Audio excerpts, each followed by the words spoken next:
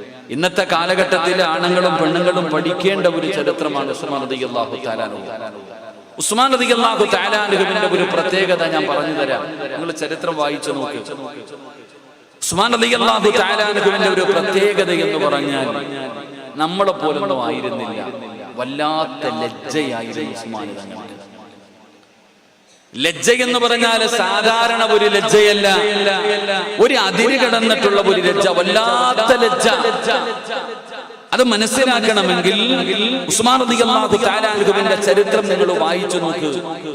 ഇസ്ലാമിലേക്ക് നാലാമനായിട്ട് കടന്നു വന്ന ഉസ്മാൻ ഇബ്നു അഫ്ഫാൻ റളിയല്ലാഹു തആല അൻഹു അല്ലാഹുവിന്റെ പ്രവാചകന്റെ മുന്നിലേക്ക് കടന്നു വന്നിട്ട് അല്ലാഹുവിന്റെ റസൂലിന്റെ കയ്യിൽ പിടിച്ച് മുസാഫഹത്ത് ചെയ്യുകയാണ്.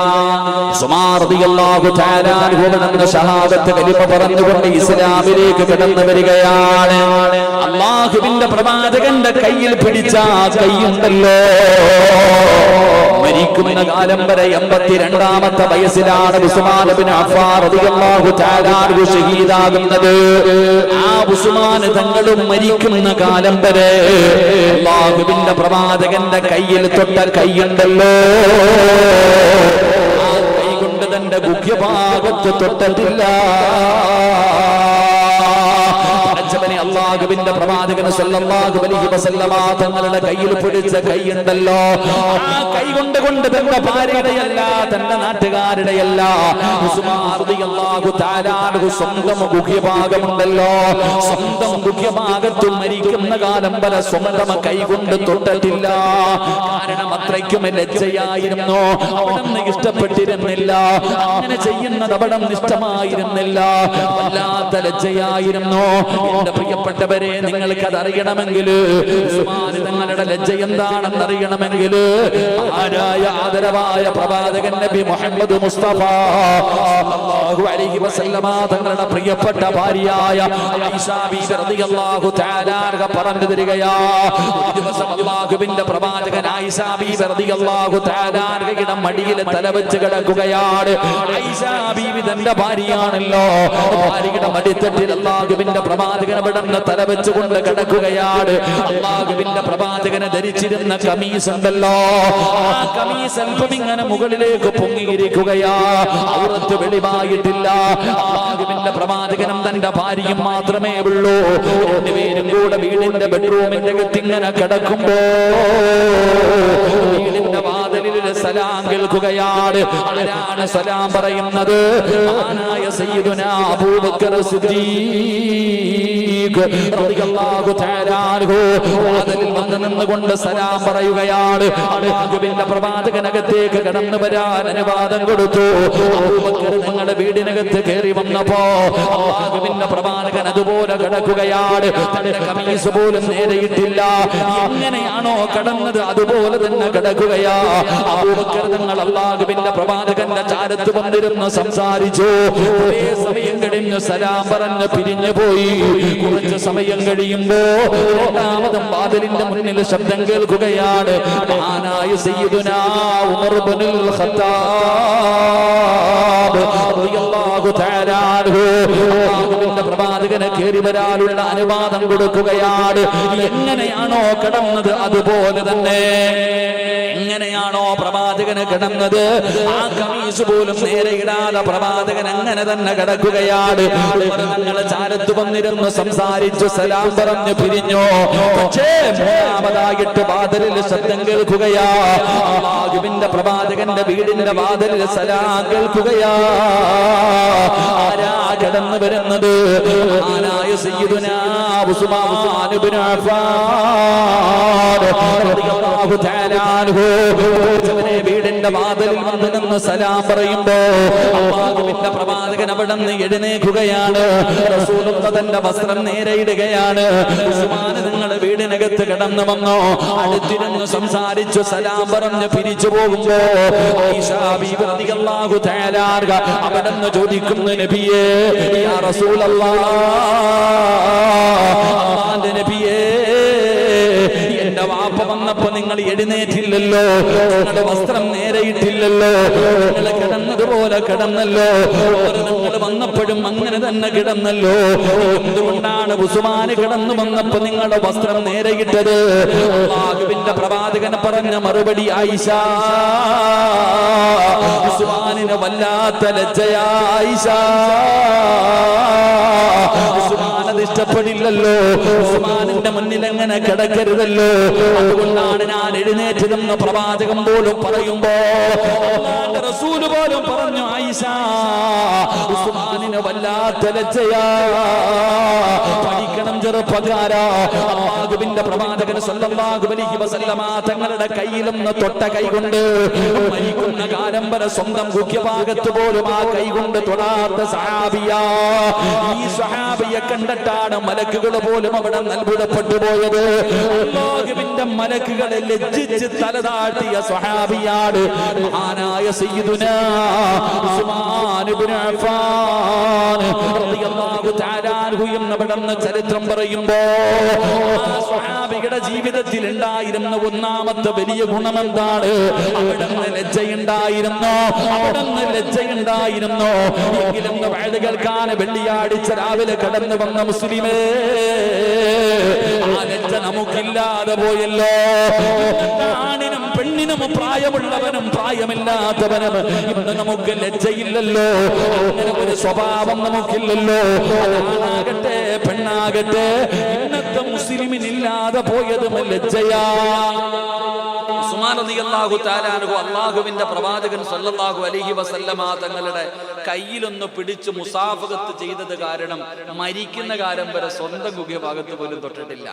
അത്രയ്ക്കും ലജ്ജയായിരുന്നു ആ സഹാബിക്ക്. നമുക്കോ സഹോദര, നമുക്കുള്ള ആർക്കാ ലജ്ജയുള്ളത്? ഇപ്പൊ ഇത്രയും ആണുങ്ങൾ വയത് കേൾക്കാൻ ഇരിക്കണ നമ്മുടെ ലജ്ജയെ കുറിച്ച് ഞാൻ പറഞ്ഞു തരാം. ഇന്ന് ഇത്രയും പേര് വയത് കേൾക്കാൻ വന്നിരിക്കുന്നു. ഈ വയത് കഴിഞ്ഞിട്ട് തിരിച്ചു പോകുക. ഇവിടെ നിന്ന് വയത് കഴിഞ്ഞ് തിരിച്ചു പോകുമ്പോ നിങ്ങൾ മനസ്സിലാക്കേണ്ട ഒരു കാര്യം, ഈ വയത് കേൾക്കാൻ വന്ന പല വാപ്പമാരും തിരിച്ചു പോണേ എങ്ങനെയാണെന്നറിയോ? ഇവിടെ ഇരുന്ന് പടച്ചവനെ ഇരുന്ന് നല്ലപോലെ ദുആയൊക്കെ ചെയ്ത് തൗബയൊക്കെ ചെയ്തിട്ട് ഇവിടുന്ന് പിരിഞ്ഞു പോകും. ഈ പള്ളിയുടെ മുന്നിൽ നിന്ന് ഇറങ്ങി അങ്ങോട്ട് പോകാൻ തുടങ്ങി കഴിഞ്ഞാൽ ഈ വയത് കേൾക്കാൻ വന്ന പല വാപ്പമാരും ഉടുത്തിരിക്കണം മുണ്ടങ്ങോട്ട് പൊക്കിയിട്ടൊരു ഉടുത്തല, ഒരൊറ്റ ഉടുപ്പ. ഈ ഉടുത്തിരിക്കണം മുണ്ടങ്ങോട്ട് മടക്കി അങ്ങോട്ട് ഉടുത്തു. അകത്ത് കിടക്കുന്നത് വെളിയിൽ കാണണം. അകത്ത് കിടക്കുന്നതിന്റെ കമ്പനി ഉണ്ടല്ലോ, ഷഡ്ഡി, അത് വെളിയിൽ കാണണം. വാപ്പ ഇങ്ങനെ തുടയിൽ അടിച്ചുകൊണ്ടാ പോകണത്. ഈ വാപ്പയ്ക്ക് അറിയത്തില്ലേ മുട്ടുപൊക്കളിന്റെ ഇടയിലുള്ള ഭാഗം ഔറത്താണെന്ന് അറിയാത്ത മനുഷ്യനായത്? എടാ, ഈ വയലിൽ കേൾക്കാൻ വന്ന ആണും പെണ്ണും ഇറച്ചിക്കടയിൽ പോത്തിന്റെ കാല് തൂക്കിയിട്ടിരിക്കണ പോലെ വാപ്പ പരസ്യമായിട്ട് ഇങ്ങനെ കാണിച്ചുകൊണ്ട് നടക്കും റോഡിൽ കൂടെ. അല്ലാഹു ഹിദായത്ത് കൊടുക്കുമാറാകട്ടെ. ഉള്ളത് പറയുമ്പോ ആമീൻ പറയത്തില്ല, അല്ലാഹ് ഈമാൻ കൊടുക്കുമാറാകട്ടെ. നിങ്ങളുടെ കാര്യം ഞാൻ പറയുന്നില്ല. ഇപ്പം ഫർദയുണ്ട്, എല്ലാം ഉണ്ട്. വയത് കഴിഞ്ഞ് പോകുമ്പോ ഇങ്ങനെ ഊരി ഇങ്ങനെ കറക്കും, ഇങ്ങനെ കറക്കിക്കൊണ്ട് ചിലത് ഫർദ തോളിലിട്ടോണ്ടാ പോണത്. ചൂട് അൽഹംദുലില്ലാ, വയത് കെട്ടിട്ട് പോവാ. ചെറുപ്പക്കാര് ചിരിക്കൊന്നും വേണ്ട, നീ പിന്നെ തൊട കീറിയിട്ടിരിക്ക, കീറിയ പാൻറ് ഇട്ടോണ്ടായിരിക്കണം, നിനക്കെന്ത്? നമ്മുടെ ഇന്നത്തെ അവസ്ഥയാ ഞാൻ പറയുന്നത്. എന്റെ പ്രിയപ്പെട്ട സഹോദരങ്ങളെ, ഇന്നത്തെ ചെറുപ്പക്കാരുടെ അവസ്ഥ നോക്കിക്കേ. കീറിയ പാൻറ്റും. അല്ലാഹു അവന്റെ ദാരിദ്ര്യം മാറ്റി കൊടുക്കുമാറാകട്ടെ. ആമീൻ പറ. എനിക്കറിവുള്ള ഞങ്ങൾ കണ്ടിട്ടുണ്ട്, പണ്ട് കടത്തിണ്ടെങ്കിലും റോഡ് സൈഡിലും പിച്ചക്കാരെന്നൊന്നും പറയരുത്, പാപങ്ങൾ കീറിയ വസ്ത്രമൊക്കെ ഇട്ട് ഫക്കീറന്മാരെ പോലെ പിരിക്കാൻ പോകുമ്പോ കീറിയിട്ടാ പോണേ. ഇല്ലടാ, ഒരു വീട്ടിൽ പിരിക്കാൻ പോകുന്നവനും യാചിക്കാൻ പോകുന്നവനും നല്ല വസ്ത്രം ഇട്ടുകൊണ്ട് പോയാൽ കിട്ടൂല. അവനെന്താ കീറിയിട്ടാ പോണേ? ഇന്നത്തെ ചെറുപ്പക്കാരങ്ങനെ കീറിയ പാൻറ് വിട്ടുകൊണ്ട്. അല്ലാഹുവേ, പടച്ചോൻ എന്താ അവസ്ഥയെന്നറിയോ? അല്ലാഹു ഈമാൻ നൽകുമാറാകട്ടെ. എന്റെയൊക്കെ നാണം അറിയണമെങ്കിൽ പള്ളിയിൽ വരണം. പള്ളി വന്നിട്ട് നിസ്കരിക്കാൻ വരും. സുജൂദി പോകുമ്പോഴും അത്തഹിയാത്തിൽ ഇരിക്കുമ്പോഴേ ഇവന്റെ നാണം ഉടുപ്പ് പിടിച്ച് ഇങ്ങനെ താക്കുക. കാരണം വെളി പുറകെ നിൽക്കുന്നവൻ സീ കണ്ടുകൊണ്ടിരിക്കുക. അവനെ നാണം കാണാൻ. ചിരിക്കല്, ഞാൻ ഉള്ളതാ പറയണം, ചിരിക്കാൻ പറഞ്ഞല്ല. ഓരോ ചെറുപ്പക്കാരുടെയും കമ്പനി അറിയണമെങ്കിൽ പള്ളിയിൽ സുജൂദിൽ നിന്ന് എഴുന്നേറ്റിട്ട് അത്തഹിയാത്തിൽ ഇരിക്കുമ്പോൾ അവന്റെ കുട്ടി ഉടുപ്പ് ഇങ്ങനെ താഴ്ത്തുകയാ, കാണാതിരിക്കാൻ. അല്ലാഹു നമുക്ക് ഈമാൻ നൽകുമാറാകട്ടെ. അല്ലാഹു നമുക്ക് ഈമാൻ നൽകുമാറാകട്ടെ. ഇതൊക്കെ പോകട്ടെ. ഇനി നിങ്ങൾ ആരും ഔറത്ത് മറയ്ക്കാതെ നടക്കുന്നവരല്ല. എല്ലാവരും മുണ്ട് താഴ്ത്തിയിട്ട് നടക്കുന്നവരും കീറിയ പാൻറിടാത്തവരും ഇട്ടിരിക്കണ ഫർദ ഊരാത്തവരുമാണ്. ഞാൻ സമ്മതിച്ചു. ഞാൻ ഒരു കാര്യം ചോദിക്കട്ടെ. റോഡിൽ ഇറങ്ങുമ്പോ, കല്യാണത്തിന് പോകുമ്പോ, പുറത്തിറങ്ങുമ്പോ എല്ലാവരും ഔറത്ത് മറക്കില്ല എന്ന് ഞാൻ പറയണില്ല. പക്ഷെ നിങ്ങളുടെ വീടിനകത്ത് നിങ്ങളിൽ ആരാ ഔറത്ത് മറയ്ക്കുക?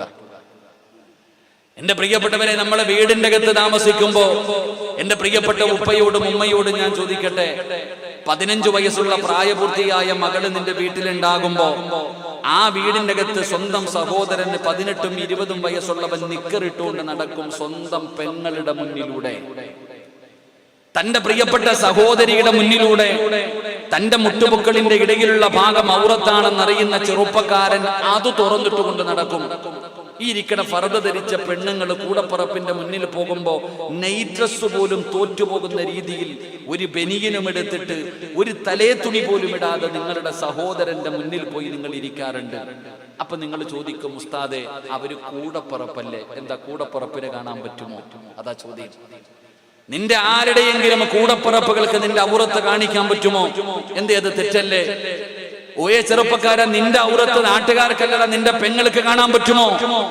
നീ എന്തുകൊണ്ട് ഇസ്ലാമിന്റെ ദീനിനെ കുറിച്ച് പഠിക്കുന്നില്ല? ഇസ്ലാമിന്റെ നിയമങ്ങളെ കുറിച്ച് നീ പഠിക്കുന്നില്ല? കൂടപ്പറപ്പിനെ കാണാൻ പറ്റുമോ? കൂടപ്പറപ്പ് പോകട്ടെ, ഉമ്മയുടെ ഔറത്ത് മകന് കാണാൻ പറ്റുമോ? എന്താ നിന്റെ ദീൻ പഠിപ്പിക്കുന്ന നിയമം? ഒരു ഉമ്മയുടെ ഔറത്ത് തന്റെ മകന് കാണാൻ പാടുണ്ടോ? ഒരു വാപ്പയുടെ ഔറത്ത് തന്റെ മകൾക്ക് കാണാൻ പാടുണ്ടോ? മാതാപിതാക്കളുടെ ഔറത്ത് കാണാൻ പാടുണ്ടോ? അല്ലാഹുവിന്റെ പരിശുദ്ധമായ ഖുർആൻ എടുത്തു നോക്ക്. അല്ലാഹുവിന്റെ വിശുദ്ധമായ ഖുർആൻ എവിടെന്ന് പറയുകയാണ്, പ്രായപൂർത്തിയാകാത്ത മക്കളുണ്ടല്ലോ, 7 വയസ്സുള്ളവനോട് നിസ്കരിക്കാൻ കൽപ്പിക്കണമെന്ന് ഇസ്ലാമിന്റെ നിയമം പറയുമ്പോ ആ 7 വയസ്സിന്റെ താഴെ പ്രായമുള്ള ചെറിയ മക്കളുണ്ടല്ലോ, ആ മക്കള് മാതാപിതാക്കളുടെ ബെഡ്റൂമിന്റെ അകത്ത് കയറണമെങ്കിൽ അനുവാദം ചോദിക്കണമെന്ന് അല്ലാഹുവിന്റെ വിശുദ്ധ ഖുർആൻ, അല്ലാഹുവിന്റെ പരിശുദ്ധമായ ഖുർആനാ പറയുന്നത്. പ്രായപൂർത്തിയാകാത്ത മക്കളുണ്ടല്ലോ, 6 വയസ്സുള്ള 7 വയസ്സുള്ള അല്ലെങ്കിൽ 10 വയസ്സുള്ള മക്കളാകട്ടെ, അപ്പയുടെയും ഉമ്മയുടെയും റൂമിന്റെ അകത്ത് കയറണമെങ്കിൽ ലൈസൻസ് ഇല്ലാതെ കയറല്ലേ, എപ്പോഴും ഓടി കയറല്ലേ.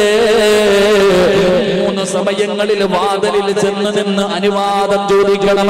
ഉമ്മാനാ കയറി വരട്ടെ, വാപ്പാ റൂമിനകത്ത് കിടക്കട്ടെ എന്ന് അനുവാദം ചോദിക്കാതെ റൂമിന്റെ അകത്ത് കയറരുതെന്ന് അല്ലാഹുവിന്റെ വിശുദ്ധ ഖുർആൻ, അല്ലാഹുവിന്റെ പരിശുദ്ധമായ ഖുർആൻ പറയുന്നു. പ്രായപൂർത്തിയാകാത്ത കൊച്ചുകുട്ടികൾ ഉമ്മയുടെയും വാപ്പയുടെയും ബെഡ്റൂമിന്റെ അകത്ത് കയറണമെങ്കിൽ ചോദിക്കണം. 3 സമയങ്ങൾ: 1 സുബഹിക്ക് മുമ്പുള്ള സമയം, വെളുപ്പാങ്കാലം; 2 ഉച്ച കഴിഞ്ഞ ഭക്ഷണമൊക്കെ കഴിച്ചിട്ട് കിടക്കുന്ന സമയം; 3 രാത്രിയിൽ. ഈ 3 സമയങ്ങളിൽ മാതാപിതാക്കളുടെ റൂമിന്റെ അകത്ത് കയറണമെങ്കിൽ മക്കൾ ചോദിക്കണം. അള്ളാഹു നമുക്ക് ഈമാൻ നൽകുമാറാകട്ടെ. നിങ്ങൾ വിചാരിക്കുക, എന്തേ ഉസ്താദേ ഈ സമയത്ത് ചോദിക്കേണ്ട കാര്യം എന്താ? പെട്ടെന്ന് മനസ്സിലാകുന്ന ഒരു ഉദാഹരണം പറയാം. ഉസ്താദന്മാര് ക്ഷമിക്കണം. നമ്മളൊക്കെ രാത്രി കിടന്നുറങ്ങുന്ന സമയത്ത് ഒരു മുണ്ടെടുത്തിട്ട് ഉറങ്ങും അല്ലേ? നമ്മൾ രാത്രി കിടക്കുമ്പോ നല്ലതുപോലെ ഉടുത്ത് മുറുക്കങ്ങട്ട് ഉടുത്തിട്ട് ഞാനും നിങ്ങളും കിടക്കാം. രാവിലെ ഉറക്കത്തിൽ നിന്ന് എഴുന്നേക്കുമ്പോ ആദ്യം തിരയണത് ഈ മുണ്ട് എവിടാന്നല്ലേ? രാവിലെ ആമിന എന്റെ മുണ്ട് എന്താ കട്ടിലിനടി കിടക്കണ മനുഷ്യ എടുത്ത് ഉടുത്ത്. അല്ലാഹു അലം.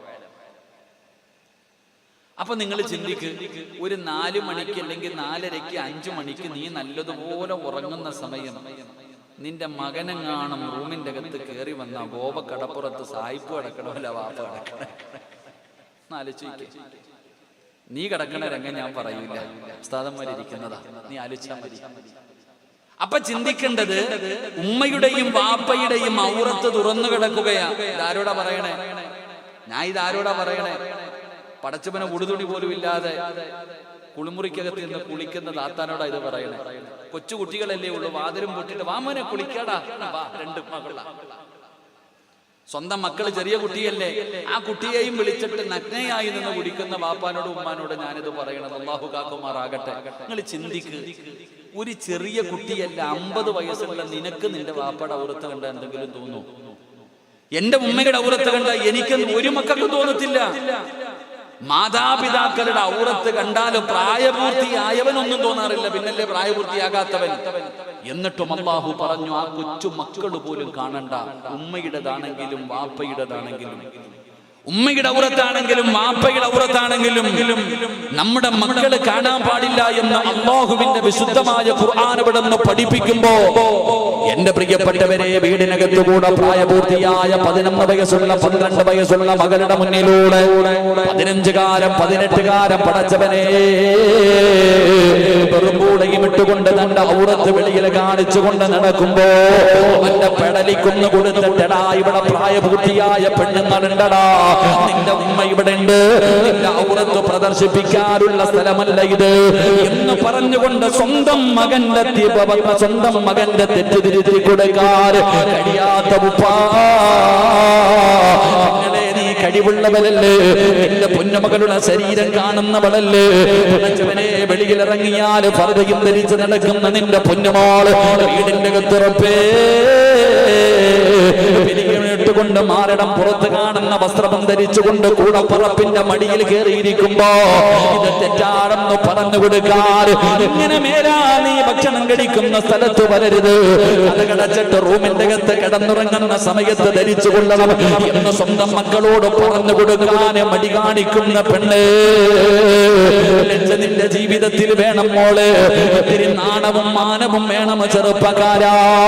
എന്റെ പ്രിയപ്പെട്ടവരോട് പറഞ്ഞു തരുന്ന ലജ്ജയില്ലാത്ത ഒരു കാലത്താണ് നമ്മൾ ജീവിക്കുന്നത്. ഇത് പറയുമ്പോ നിങ്ങൾ പറയും, ഉസ്താദേ നിങ്ങൾ എത്ര വഅദ് പറഞ്ഞാലും നിങ്ങൾ ഫാഷൻ മുടക്കാത്തവരാ, ഇതൊക്കെ മോഡലാ, നിങ്ങൾ പഴഞ്ചനാ. എന്റെ പ്രിയപ്പെട്ട ചെറുപ്പക്കാരാ, എത്ര വഅദ് കേട്ടിട്ടും ജീവിതത്തിൽ മാറ്റം വരുത്താത്ത എന്റെ യുവത്വത്തിനോട് നിങ്ങള് ഏത് വസ്ത്രം വേണമെങ്കിലും ധരിക്കാ പൊന്നുമോള്, എങ്ങനെ വേണമെങ്കിലും നിനക്ക് ജീവിക്കാ, ഇവിടെ എല്ലാത്തിനും നിനക്ക് സ്വാതന്ത്ര്യമുണ്ടല്ലോ. നമ്മുടെ രാജ്യത്ത് എന്തിനും സ്വാതന്ത്ര്യമുണ്ട്. ഇനി നീ ഒന്നുമില്ലാതെ റോഡിൽ കൂടെ നടന്നാലും കേസില്ല. അല്ലാഹു ഈമാൻ നൽകുമാറാകട്ടെ. കണ്ടില്ലേ എടാ, ഇപ്പൊ ആലോചിച്ച് നോക്കിയേ, സമ്മതത്തോടു കൂടി ഒരുത്തനുമായി ശാരീരികമായി ബന്ധപ്പെട്ട കേസ് തന്നെ ഇല്ല. അതാ വല്ലവൻ പിടിക്കാൻ പോയ ഓന്റെ കാര്യം തീരുമാനമായി. എന്ത് നല്ല രാജ്യം! ഇതാണ് നമ്മുടെ രാജ്യത്തിന്റെ അവസ്ഥ. ഒന്നും എന്നെ ചിന്തിക്കുക. അൽഹംദുലില്ലാ, ഇപ്പൊ എല്ലാം വെടികെട്ടിയതുപോലെ ഇരിക്കുക. പാലിച്ചുവയ്ക്ക് ഞാൻ ചിന്തിക്കുന്നത്, നാണവും മാനവും ഇല്ലാതെ പോയപ്പോ നമുക്ക് ബസ്സിലൊക്കെ സഞ്ചരിക്കാൻ പറ്റുന്നു. ബസ്സിലൊക്കെ കയറി കഴിഞ്ഞാൽ ട്രാൻസ്പോർട്ട് ബസ്സിന്റെ ഏറ്റവും പുറകിലുള്ള സീറ്റ് അത് ചിലർക്ക് വേണ്ടി ബുക്ക് ചെയ്തിട്ടിരിക്കുക, തിരിഞ്ഞു നോക്കാൻ പാടില്ല അങ്ങോട്ട്. അതവസ്ഥ. റോഡിലിറങ്ങാൻ പറ്റുമോ? റോഡിലിറങ്ങാൻ പറ്റുമോ? പടച്ചവനെ, ഭർത്താവും ഭാര്യയും കൂടെ ലവേഴ്സ് കടകൾ പോകുന്ന കെട്ടിപ്പിടിച്ചിട്ട ബൈക്കിൽ കൂടെ പോകുന്ന നട റോഡിൽ കൂടെ, വീടില്ല, റൂമില്ല. സുബ്ഹാനല്ലാഹ്. ബീച്ചുകളിൽ പോകാൻ പറ്റുന്നുണ്ടോ? പാർക്കുകളിൽ പോകാൻ പറ്റുന്നുണ്ടോ? ഒരു മരത്തിന്റെ ചുവട് കിട്ടിയാൽ മതി, അപ്പോഴിരുന്ന് നിൽക്കുന്നതുമായി തുടങ്ങാം. അതിൽ നടക്കാൻ തന്നെ പറ്റണില്ല. വല്ല റൂം എടുത്തിട്ട് പോയി ചെയ്താത്താന്മാരെ. അതാ ഞാൻ പറയാറ്. ഇവിടെ ഉമ്മത്തിന്റെ അവസ്ഥയാണ് ഞാൻ പറയുന്നത്. ലജ്ജ എന്ന് പറയുന്നത് നാണവും മാനവുമില്ലല്ലോ. നിങ്ങളൊക്കെ പഠിക്കുന്ന കാലത്ത് കേട്ടിട്ടുണ്ട്, ഖിയാമത്ത് നാൾ അടുത്തു വരുമ്പോ റോഡിൽ കിടന്ന് വ്യഭിചരിക്കുമത്രേ, വഴിയിൽ കിടന്ന് വ്യഭിചരിക്കും. അള്ളാനെ പേടിയുള്ളവരെ പറയും അത്രേ, ഒന്നും മാറിക്കിടന്നൂടെ. ഞാനൊക്കെ ഹദീസ് പഠിക്കുമ്പോൾ അത്ഭുതപ്പെട്ടിട്ടുണ്ട്. ഇതൊക്കെ നടക്കണ കാര്യമാണോ അള്ളാ? ഇപ്പോഴാ മനസ്സിലാവണത്. അത് നടക്കൂന്ന് ഇപ്പൊ ഉറപ്പാ. കാരണം ബസ്സിനകത്ത് പോലും റോഡിലൂടെ പോലും അല്ലാഹുവേ കയ്യും കാലും, പണ്ടൊക്കെ ഭർത്താവിന് തന്റെ ഭാര്യയുടെ കയ്യിൽ പിടിച്ചുകൊണ്ട് പരസ്യമായി നടക്കാൻ നാണമായിരുന്നു. നാട്ടുകാരുടെ മുന്നിലാണെങ്കിലും ഭാര്യയുടെ കയ്യിൽ പിടിച്ചുകൊണ്ട് നടക്കില്ല. കാരണം നാട്ടുകാരെന്ന് വിചാരിക്കും, ഒരു നാണമുണ്ടായിരുന്നു. ഇന്ന് കണ്ടവന്റെ ഭാര്യ കൂടെ കൊണ്ട് നടക്കുന്നു, ഒരു നാണവുമില്ല. എന്റെ പ്രിയപ്പെട്ടവരെ, എന്ത് വസ്ത്രം വേണമെങ്കിൽ നിങ്ങൾ ചിന്തിക്ക്. എന്റെ പ്രിയപ്പെട്ടവരെ, ഉമ്മത്ത് അങ്ങനെ ആയി പോയല്ലോ. നാണവും മാനവും ഇല്ലാത്ത അവസ്ഥയിലേക്ക് തരം താഴ്ന്നു പോയല്ലോ. എന്റെ പ്രിയപ്പെട്ടവരോട് ഞാൻ ഓർമ്മപ്പെടുത്തുകയാണ്, നിങ്ങൾക്ക് ഏത് വസ്ത്രം വേണമെങ്കിലും ധരിക്കാം, എങ്ങനെ വേണമെങ്കിലും നടക്കാം, എന്തെല്ലാം തോന്നിവാസങ്ങൾ വേണമെങ്കിലും കാണിക്കാം. എങ്കിൽ എന്റെ പ്രിയപ്പെട്ട പെങ്ങളെ, ഒരു കരുണ കാണിക്കണേ പൊന്നുമോളെ. എന്റെ പ്രിയപ്പെട്ട സഹോദരിമാരോട് ഒരേ ഒരു അപേക്ഷയേ ഉള്ളൂ. എന്താണ് നിങ്ങളോട് ചോദിക്കുന്നതെന്നറിയുമോ? നീ എന്ത് വൃത്തികേട് വേണമെങ്കിലും കാണിച്ചോ, ഏതെല്ലാം മോശമായ രീതിയിൽ വേണമെങ്കിലും നീ നടന്നോ, പക്ഷേ ഒരു ഉപകാരം ചെയ്യണം. ആ ഫർദ എന്ന് പറയുന്ന പുണ്യമായ വസ്ത്രമുണ്ടല്ലോ, ആ ഫർദ ഇട്ടുകൊണ്ട് ഈ പണിക്ക് നീ പോകല്ലേ. കാരണം നീ ധരിച്ചിരുന്ന ഫർദയുണ്ടല്ലോ, ഈ വൃത്തികേടുകൾ കാണിക്കുന്ന മറയാക്കാൻ വേണ്ടി ധരിക്കുന്ന ഈ ഫർദയുണ്ടല്ലോ, അതിനൊരു മഹത്വമുണ്ട് പെങ്ങള്, അതിനൊരു സ്ഥാനമുണ്ട് പെങ്ങള്, അതിലൊരു പാരമ്പര്യമുണ്ട് പെങ്ങള്. അല്ലാഹുവിന്റെ പ്രവാചകന്റെ പ്രിയപ്പെട്ട ഭാര്യയായ മഹ്ദി ഖദീജ ബീബി റളിയല്ലാഹു തആല അൻഹ ധരിച്ച ഫർദയാ, ആയിഷ ബീബി ധരിച്ച ഫർദയാ, ഫാത്തിമ ബീബി ബീബി ധരിച്ച പർദയാ. ഒരുപാട് മുൻഗാമികളായ മഹദിമാര് ധരിച്ചവനെ ആ പർദയ്ക്കൊരു വിലയുണ്ട് പെങ്ങള്. അതിനെ നിസ്സാരമായി കാണരുത്, അതിനെ നീ അവഹേളിക്കരുത്, അതിനെ നീ മോശമായ രീതിയിൽ പ്രവർത്തിക്കാൻ ഉപയോഗിക്കരുത്. എന്റെ പ്രിയപ്പെട്ടവരോട് പറയുന്നു സിറാജ് ഉസ്താദ്, നിങ്ങൾ എത്ര തൊണ്ടപൊട്ടി വാഴ്ന്നു പറഞ്ഞാൽ ഞാൻ എന്റെ കോലം മാറൂല, ഞാൻ എന്റെ ഭാഷം മാറ്റൂല, എനിക്ക് തോന്നുന്നത് പോലെ ജീവിക്കുമെന്ന് പറഞ്ഞുകൊണ്ട് പരിഹസിക്കുന്ന യുവത്വത്തിനോട് എങ്ങനെ വേണമെങ്കിലും നടന്നോ. നിനക്ക് ജയ് വിളിക്കാനും നിനക്ക് കൂട്ടുനിൽക്കാനും നിന്നെ സപ്പോർട്ട് ചെയ്യുവാൻ ആളുണ്ട്, ചെറുപ്പക്കാരാ ആളുണ്ടടാ പെങ്ങള്. നിന്റെ കൂടെ നിൽക്കാൻ ഒരുപാട് പേരുണ്ട്. പക്ഷേ എങ്ങനെ വേണമെങ്കിലും നീ നടന്നോ. അല്ലാഹുവിന്റെ പരിശുദ്ധമായ ഖുർആനിലെ ഒരായത്ത് നീ ഓർത്തു വെച്ചോ. മടക്കി കുത്തി വഴുതുകടിഞ്ഞിട്ട് വിടന്ന് പിരിഞ്ഞു പോകുമ്പോ ഉസ്താദ് പറഞ്ഞെങ്കിൽ അല്പം കൂടെ മുകളിലേക്ക് കാണിക്കുന്ന രീതിയിൽ മടക്കി കുത്തി പോകുന്ന വാപ്പയോട്, ഔറത്ത് തുറന്നിട്ട് കൊണ്ട് നടക്കുന്ന ചെറുപ്പക്കാരോട്, എന്റെ പ്രിയപ്പെട്ട ഉമ്മ പെങ്ങന്മാരോട് അല്ലാഹുവിന്റെ പരിശുദ്ധമായ ഖുർആനിലെ ഒരേ ഒരായത്ത് ഞാൻ പറഞ്ഞു തരാ. എന്തു മറന്നാലും ഇത് മറക്കല്ലേ,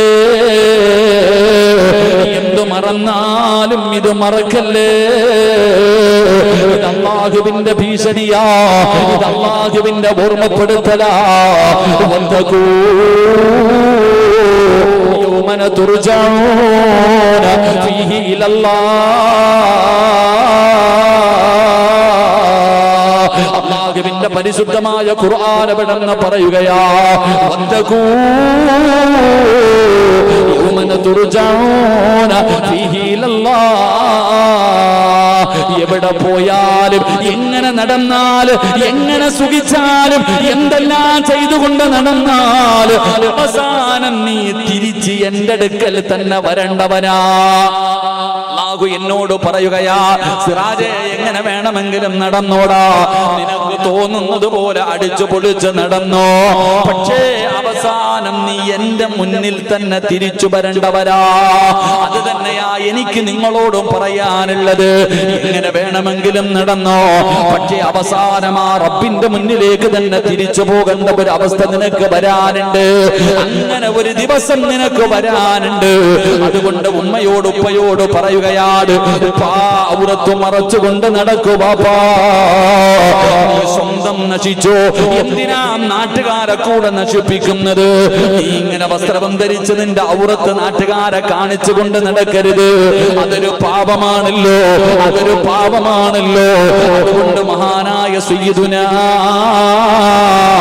ഉസ്മാൻ ഇബ്നു അഫ്ഫാൻ റളിയല്ലാഹു തആല അൻഹുവിന്റെ ജീവിതത്തിൽ ഉണ്ടായിരുന്ന ഒരു ഗുണമെന്തായിരുന്നെന്നറിയോ?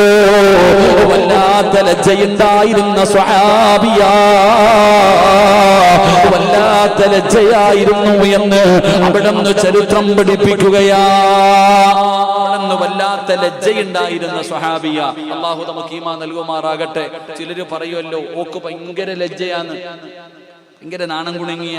നബി സല്ലല്ലാഹു അലൈഹി വസല്ലമ തങ്ങളുടെ മുന്നിൽ ഒരു വാപ്പ വന്നിട്ട് പറഞ്ഞു കൊടുത്തു, എന്റെ മോന് വല്ലാത്ത ലജ്ജയാ, ഒരു ഭയങ്കര നാണം കുണുങ്ങി എന്നൊക്കെ പറയാറില്ലേ? അപ്പൊ അള്ളാഹുവിന്റെ പ്രവാചകൻ സല്ലല്ലാഹു അലൈഹി വസല്ലമ തങ്ങളുടെ മുന്നിൽ വന്ന് പറഞ്ഞപ്പോ മുത്തുനബി പറഞ്ഞത്, അത് പ്രവാചകന്മാരുടെ സുന്നത്ത, വിട്ടേക്കാരാ പറഞ്ഞു. അത് നല്ലതാ, ഇത്തിരി നാണവും മാനവും ഒക്കെ ഉണ്ടാകുന്നത് നല്ലതാ. അതുകൊണ്ട് ഞാൻ പറയുന്നു, എന്റെ പ്രിയപ്പെട്ടവർ, ഔറത്തുകൾ മറച്ചു നടക്ക്, അള്ളാഹുവിനെ ഭയന്ന് ജീവിക്ക്. അള്ളാഹു നമുക്ക് ഈമാൻ നൽകി അനുഗ്രഹിക്കുമാറാകട്ടെ. എല്ലാം നിങ്ങൾ മനസ്സിലാക്കേണ്ട ഇന്നത്തെ കാലഘട്ടം, ഇന്നത്തെ സാഹചര്യം, നിങ്ങൾ ഞാൻ പറയുന്ന ഈ വിഷയത്തെ ഇന്നത്തെ സാഹചര്യവുമായി നിങ്ങൾ ചേർത്ത് നോക്ക്. തങ്ങളുടെ പ്രഭാഷണത്തിൽ ഊന്നി ഊന്നി പറഞ്ഞ പല കാര്യങ്ങളതാ. ഇന്നത്തെ കാലഘട്ടം അത്രയും വളരെ മോശമായ രീതിയിൽ നടക്കുന്നു. നാണവും മാനവുമില്ല. ഒരുമിച്ചിരുന്നു കൊണ്ട് ഇംഗ്ലീഷ് പടം കാണുന്ന കാലം. പാപ്പയും ഉമ്മയും മക്കളും ഒരുമിച്ചിരുന്നു കൊണ്ട് ഇംഗ്ലീഷ് പടം കാണുകയാ. ഒരു നാണം തോന്നുന്നില്ലല്ലോ. പണ്ടൊക്കെ ഒരു കോലം, എന്താ റോഡിൽ കൂടെ സഞ്ചരിക്കാൻ പറ്റുന്നോ? ഏത് കടയാണെങ്കിലും ഏത് പോസ്റ്റ് ആണെങ്കിലും പണ്ടൊക്കെ റോഡിലൂടെ നടന്നു പോകുമ്പോൾ ഏതെങ്കിലും ഒരു സിനിമാ പോസ്റ്ററിൽ ഒരു പെണ്ണിന്റെ ഔറത്ത് തുറന്നിരിക്കുന്നുണ്ടെങ്കിൽ അതിന്റെ മുകളിൽ ഒരു വെള്ള പേപ്പർ ഒട്ടിക്കുമായിരുന്നു. ഇന്ന് അതും തുറന്നിട്ടിരിക്കുന്ന കാലമാണ്. എന്റെ പ്രിയപ്പെട്ടവരെ, അതുകൊണ്ട് നാം മനസ്സിലാക്കേണ്ടത് ലജ്ജ എന്ന് പറയുന്ന ഒരു ഗുണം, അത് ദീനിന്റെ ഭാഗമായി, ഇസ്ലാമിന്റെ ഭാഗമായി, ഈമാനിന്റെ ഭാഗമായി. അതുകൊണ്ട് ആ ലജ്ജ നമ്മുടെ ജീവിതത്തിലേക്ക് കൊണ്ടുവരണം. കൊണ്ടുവന്നാൽ നമ്മൾ രക്ഷപ്പെടും. ഇല്ലെങ്കിൽ ലജ്ജയില്ലാത്തവൻ എന്ത് പരലോകം, എന്ത് മരണം, എന്ത് ജീവിതം. അള്ളാഹു നമുക്ക് ഈമാൻ നൽകി അനുഗ്രഹിക്കുമാറാകട്ടെ. അള്ളാഹു നമുക്ക് ഈമാൻ നൽകി അനുഗ്രഹിക്കുമാറാകട്ടെ.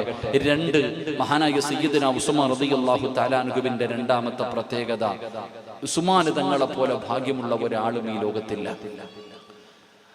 ഉസ്മാൻ റളിയല്ലാഹു തആല അൻഹുവിന്റെ ഒരു പേരായിരുന്നു ദുന്നൂറൈൻ, രണ്ട് പ്രകാശത്തിന്റെ ഉടമ.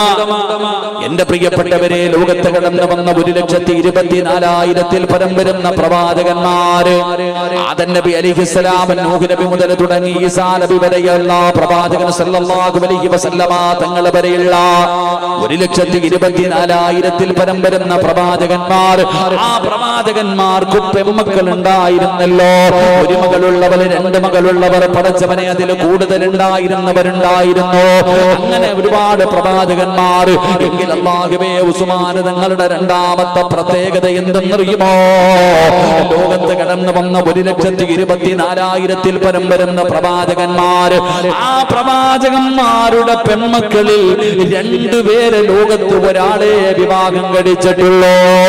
ഒരു പ്രവാചകന്റെ 2 പെൺമക്കളെ വിവാഹം കഴിക്കാറ് ലോകത്തൊരാൾക്കേ ഭാഗ്യം കിട്ടിയിട്ടുള്ളൂ. ആ ഭാഗ്യവാൻ ആരെന്നറിയുമോ? മഹാനായ സയ്യിദുനാ ഉസ്മാൻ ഇബ്നു അഫ്ഫാൻ റളിയല്ലാഹു തആല അൻഹു. ദുന്നൂറൈൻ, 2 പ്രകാശത്തിന്റെ ഉടമയെന്ന് ഉസ്മാൻ തങ്ങളെ വിശേഷിപ്പിക്കുന്നത് കൊണ്ടാണ്. അല്ലാഹുവിന്റെ പ്രവാചകന്റെ 2 പെൺമക്കളെ വിവാഹം കഴിക്കാൻ ഭാഗ്യം കിട്ടിയ സ്വഹാബി. അല്ലാഹുവേ, എന്റെ പ്രിയപ്പെട്ടവരെ, ഉസ്മാൻ റളിയല്ലാഹു തആല അൻഹു അല്ലാഹുവിന്റെ പ്രവാചകന്റെ 2 പെൺമക്കളെ വിവാഹം കഴിക്കാൻ ഭാഗ്യം കിട്ടിയ സ്വഹാബിയാ. എന്റെ പ്രിയപ്പെട്ടവരാ, ഉസ്മാൻ തങ്ങളുടെ കുടുംബ ജീവിതത്തിൽ നിന്ന് പഠിക്കേണ്ട കാര്യം എന്തെന്നറിയുമോ? അല്ലാഹുവേ, ബദർ യുദ്ധം നമുക്ക് മറക്കാൻ കഴിയില്ലല്ലോ. ബദരീങ്ങളെ നമുക്ക് മറക്കാൻ കഴിയില്ലല്ലോ. ബദർ യുദ്ധത്തിന്റെ മഹത്വം എന്താണെന്ന് മുസ്ലിമിന് അറിയുമല്ലോ. ബദറിന്റെ രണാങ്കണത്തിലേക്ക് സ്വഹാബത്ത് യുദ്ധത്തിന് വേണ്ടി തയ്യാറെടുക്കുമ്പോ മഹാനായ സയ്യിദുനാ ഉസ്മാൻ ഇബ്നു അഫ്ഫാൻ റളിയല്ലാഹു തആല അൻഹു ബദർ യുദ്ധത്തിന് വേണ്ടി തയ്യാറെടുക്കുന്ന സ്വഹാബത്ത് തയ്യാറെടുക്കുമ്പോ ഉസ്മാൻ തങ്ങൾ അല്ലാഹുവിന്റെ പ്രവാചകന്റെ ചാരത്ത് നിന്നിട്ട്, അതാ ഞാനും യുദ്ധത്തിന് വരട്ടെ നബിയേ. അല്ലാഹുവിന്റെ പ്രവാചകൻ അവിടെ നിന്ന് പറഞ്ഞു, ഉസ്മാൻ, നീ യുദ്ധത്തിന് വരണ്ട. നിന്റെ ഭാര്യ സുഖമില്ലാതെ കിടക്കുകയാണല്ലോ. നിന്റെ പ്രിയപ്പെട്ട ഭാര്യ സുഖമില്ലാതെ കിടക്കുകയാണല്ലോ. അതുകൊണ്ട് ബദർ യുദ്ധത്തിന് വരുന്നതിനേക്കാളും നല്ലത് നീ നിന്റെ ഭാര്യയ്ക്ക് ഖിദ്മത്ത് ചെയ്യലാ. രോഗം പിടിച്ച് കിടക്കുന്ന ഭാര്യയുടെ ചാരത്ത് പോയിരുന്നവളെ നോക്കലാണ്. നീ ബദരീങ്ങളിൽ പങ്കെടുത്ത സ്വഹാബിയാ.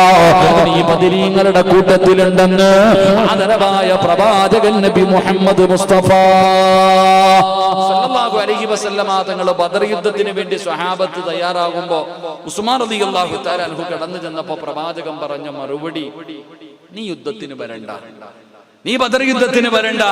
രോഗിയായി കിടക്കുന്ന നിന്റെ പ്രിയപ്പെട്ട ഭാര്യയ്ക്ക് പോയി ഖിദ്മത്ത് ചെയ്യ്. മഹാനായ നബിയുനാ റസൂലുള്ളാഹി സ്വല്ലല്ലാഹു അലൈഹി വസല്ലം. നിങ്ങൾ മനസ്സിലാക്കേണ്ടത്, ഉസ്മാൻ റളിയല്ലാഹു തആല അൻഹു അല്ലാഹുവിന്റെ പ്രവാചകന്റെ 2 പെൺമക്കളെ വിവാഹം കഴിച്ചു. ആദ്യം റുഖിയ ബീവിയെ വിവാഹം കഴിച്ചു. അവിടെ നിന്ന് തന്റെ ഭാര്യ മരണപ്പെട്ടു. പ്രവാചകൻ 2ാമത്തെ മകളെയും കെട്ടിച്ചു കൊടുത്തു. പ്രവാചകൻ 2ാമത്തെ മകളെയും കെട്ടിച്ചു കൊടുത്തു. എന്നിട്ട് റസൂലുള്ള പറഞ്ഞ മറുപടി എന്തെന്നറിയോ? ഇനി ഒരെണ്ണം കൂടെ എനിക്കുണ്ടായിരുന്നെങ്കിൽ ആ മകളെയും നിനക്ക് തന്നെ ഞാൻ വിവാഹം കഴിച്ചു തരുമായിരുന്നു എന്ന് നബിയുനാ റസൂലുള്ളാഹി. നബി പറയും, എനിക്കിനി ഒരു മോളും കൂടെ ഉണ്ടായിരുന്നെങ്കിൽ ഞാൻ നിനക്ക് തന്നെ കെട്ടിച്ചു തരും ഉസ്മാൻ. അത്രയും യോഗ്യത നമ്മളോ? ഒന്ന് ആലോചിച്ച് നോക്കിയ, ഒരുത്തം പെണ്ണ് കെട്ടി, ഭാര്യ മരിച്ചുപോയി, പിന്നെ അവന് പെണ്ണ് തന്നെ കിട്ടാറില്ല. നമ്മൾ എന്ത് പറയും? ആദ്യം ഒരു വിവാഹം കഴിച്ചു, തന്റെ ഭാര്യ മരിച്ചുപോയി, പെട്ടെന്ന് മരിച്ചുപോയി, അപ്പൊ പിന്നെ അവന് പെണ്ണ് കിട്ടാറില്ല. ഇനി 2ാമതൊന്നും കൂടെ എവിടെന്നെങ്കിലും കെട്ടി, അതും മരിച്ചു പോയാലോ ഓന് പെണ്ണ് വാഴൂല, പിന്നെ പെണ്ണെ കിട്ടത്തില്ല. എങ്കിൽ നബി സല്ലല്ലാഹു അലൈഹി വസല്ലമ തങ്ങൾ പറഞ്ഞു കൊടുത്തു, ഇനി ഒന്നുകൂടെ ഉണ്ടെങ്കിൽ നിനക്കേ ഞാൻ കെട്ടിച്ചു തരും, അത്രയ്ക്കും നീ യോഗ്യനാ. അതായിരുന്നു ഉസ്മാൻ റളിയല്ലാഹു തആല അൻഹുവിന്റെ കുടുംബജീവിതം. അള്ളാഹുവിന്റെ പ്രവാചകൻ സല്ലല്ലാഹു അലൈഹി വസല്ലമ തങ്ങൾ ഇന്നത്തെ ഭർത്താക്കന്മാര് പഠിക്കണം. നെളിഞ്ഞു നടക്കുന്ന സമൂഹത്തിന്റെ മുന്നിൽ മഹാനാണെന്ന് പറഞ്ഞ് നടക്കുന്ന ഓരോ ഭർത്താവും പഠിക്കണം. എടാ, നിനക്ക് നാട്ടുകാരുടെ മുന്നിൽ നിലയും വിലയും സ്ഥാനവുമുണ്ട്. നാട്ടുകാരുടെ മുന്നിൽ വലിയ സ്ഥാനമുണ്ട്. കൂടെ കിടക്കുന്നവരുടെ മുന്നിൽ നിനക്കൊരു സ്ഥാനവുമില്ല. പിന്നെ നീ ആരാ? നിനക്ക് സ്ഥാനം കിട്ടേണ്ടത് നിന്റെ ഭാര്യയുടെ മുന്നിലാണ്. നിന്റെ ഭാര്യയുടെ മുന്നിൽ നിനക്ക് സ്ഥാനമില്ലെങ്കിൽ പിന്നെ എവിടെ സ്ഥാനം കിട്ടിയിട്ട് എന്ത് കാര്യം? നിങ്ങൾ പഠിക്കേണ്ടത് പ്രവാചകൻ സല്ലല്ലാഹു അലൈഹി വസല്ലമ തങ്ങൾ ബദർ യുദ്ധത്തിന് വരട്ടെ എന്ന് ചോദിക്കുന്ന തന്റെ പ്രിയപ്പെട്ട മകളുടെ ഭർത്താവിനോട് അള്ളാഹുവിന്റെ പ്രവാചകൻ സല്ലല്ലാഹു അലൈഹി വസല്ലമ തങ്ങൾ പറഞ്ഞു, നിന്റെ ഭാര്യ സുഖമില്ലാതെ കിടക്കുകയല്ലേ, നിന്റെ ഭാര്യ റുഖിയ സുഖമില്ലാതെ കിടക്കുകയല്ലേ, നീ യുദ്ധത്തിന് വരണ്ട, പോയിട്ട് ഭാര്യയ്ക്ക് ഖിദ്മത്ത് ചെയ്യ്. മഹാനായ നബി മുഹമ്മദ് മുസ്തഫ, റക്കപ്പറ മഹാനായ നബി മുഹമ്മദ് മുസ്തഫ സല്ലല്ലാഹു അലൈഹി വസല്ലം ഭാര്യയ്ക്ക് ഖിദ്മത്ത് ചെയ്യാൻ പറഞ്ഞു വിടുകയാ മുത്തുനബി. ഇരിക്കണ ഏത് ഭർത്താവാ ഭാര്യയ്ക്ക് ഖിദ്മത്ത് ചെയ്തിട്ടുള്ള? ജീവിതത്തിൽ ഇന്ന് വരെ അടുക്കളയിൽ കയറിയിട്ട് മീൻ വെട്ടിയിട്ടുണ്ടോ ഏതെങ്കിലും ഒരു ഭർത്താവ്? പച്ചക്കറി അരിയാറുണ്ടോ? അരി കഴുകിയിട്ടുണ്ടോ? ഇന്ന് വരെ നിന്റെ ഭാര്യയുടെ കൂടെ അടുക്കളയിൽ കയറി ജോലി ചെയ്തിട്ടുണ്ടോ? അതൊക്കെ നാണക്കേടല്ലേ? അടുക്കളയിൽ കയറിയിട്ട് മീൻ വെട്ടുക, ചോറ് വെക്കുക, കറി ഉണ്ടാക്കുക, പച്ചക്കറി അരി, അതൊക്കെ നാണമുള്ള കാര്യമാണോ? അല്ലേ? ആണോ? മഹാനായ ആദരവായ പ്രവാചകൻ നബി മുഹമ്മദ് മുസ്തഫ സല്ലല്ലാഹു അലൈഹി വസല്ലമ തങ്ങൾ മാവ് കുഴച്ചിട്ടുണ്ട് അടുക്കളയിൽ പോയിരുന്നിട്ട്. അള്ളാഹുവിന്റെ പ്രവാചകം പാത്രം കഴുകിയിട്ടുണ്ട്. ജീവിതത്തിൽ പാത്രം കഴുകിയിട്ടുള്ള ഭർത്താക്കന്മാര് അള്ളാഹു ഈമാൻ നൽകുമാറാകട്ടെ. ഇങ്ങനെ നിങ്ങളുടെയൊക്കെ ഭർത്താക്കന്മാർ അടുക്കളയിൽ വന്ന് ജോലി ചെയ്യാറുണ്ടോ? ആകാശത്ത് നോക്കിയിരിക്കുക അല്ലേ? ഉസ്താദ് ഒന്ന് പറഞ്ഞു കൊടുക്കുന്നു. ആരാ സഹോദര? നമ്മുടെയൊക്കെ ജീവിതം നമ്മൾ മനസ്സിലാക്കേണ്ടത് അത് വീട്ടിലെ യന്ത്രം വാടകയ്ക്ക് മേടിച്ചുകൊണ്ടിട്ടിരിക്കുക. വീട്ടിലൊരു പണിക്കാരി നിർത്തിയിരിക്കുന്ന അത്ര തന്നെയാ ഭാര്യയുടെ സ്ഥാനം. പലരും രാവിലെ മുതൽ വൈകുന്നേരം വരെ ഇങ്ങനെ യന്ത്രം ഉറക്കത്തിൽ നിന്ന് എഴുന്നേറ്റത് മുതൽ വൈകുന്നേരം വരെ ഇങ്ങനെ കിടന്നുണ്ടാക്കണം, നിനക്കുണ്ടാക്കി തരണം, നിന്റെ ഭർത്താവ്, നിന്റെ മക്കൾക്ക്, നിന്റെ കൂടപ്പുറപ്പിന്, നിന്റെ മാതാപിതാക്കൾക്ക് തുണി കഴുകണം, ബാത്റൂം കഴുകണം, വീട് തൂക്കണം, അത് ചെയ്യണം, ഇത് ചെയ്യണം, ഇങ്ങനെ തിരക്കുകൾ. ഭാര്യയെ പരിഗണിക്കാത്തവർ. അള്ളാഹുവിന്റെ ദീൻ പറയുന്നത് ഭാര്യയെ ആദരിക്കണമെന്നാണ്. തന്റെ പ്രിയപ്പെട്ട ഭാര്യയെ ആദരിക്കണമെന്ന് അള്ളാഹുവിന്റെ ദീൻ പഠിപ്പിക്കുന്നത്. അള്ളാഹു നമുക്ക് ഈമാൻ നൽകി അനുഗ്രഹിക്കുമാറാകട്ടെ. അള്ളാഹു നമ്മുടെ കുടുംബ ജീവിതത്തിൽ ഖൈറും ബറക്കത്തും നൽകുമാറാകട്ടെ. ആമീൻ പറ. പെണ്ണ് കെട്ടാത്തവര് പറയണ്ട, കെട്ടിയവര് പറ. വേണമെങ്കിൽ പറഞ്ഞാ മതി. ഇല്ലെങ്കിലേ എടുത്ത് കണ്ടില്ലേ, ഓരോ വാർത്തകൾ കണ്ടില്ലേ? ഒരു മനുഷ്യൻ പട്ടിണി കിടന്ന മരിച്ചുപോയത്. പെണ്ണും പിള്ളേ മക്കളില്ലാത്ത മനുഷ്യനല്ല. ആലോചിക്കണം നമ്മൾ നല്ലതുപോലെ. അള്ളാഹു നമ്മുടെ ഭാര്യമാരെ സ്വാലിഹത്തുകളാക്കി തരുമാറാകട്ടെ, സ്വർഗത്തിലും ജോഡികളാക്കി തരുമാറാകട്ടെ. ആമീൻ പറ. ദുനിയാവിലെ ഭാര്യയെ സ്വർഗത്തിലും ഭാര്യയായിട്ട് കിട്ടണമെന്ന് ആഗ്രഹമുള്ള ഭർത്താക്കന്മാരൊക്കെ ഒന്ന് കൈപൊക്കിക്കേ. ഇതാ ബാക്കിയുള്ളവരൊന്നും പെണ്ണ് കെട്ടിയിട്ടില്ല. സ്റ്റേജിൽ ഇരിക്കണവരൊക്കെ പൊക്കിക്കോ. പെണ്ണുപിള്ളമാര് ലൈവ് കാണുന്നുണ്ട്. പോകുമ്പോ ചോദിക്കുക, എല്ലാരും കൈപൊക്കി, നിങ്ങളെന്താ പൊക്കാഞ്ഞെന്ന്. അശ്രവിസ മേടിക്കണ്ട, കുഴപ്പമില്ല. ഇരിക്കണണ്ടില്ലേ? 10ഉം 40ഉം വയസ്സുള്ള 3ഉം 4ഉം മക്കളുള്ള പല ആണുങ്ങളും കൈവക്കിയില്ല.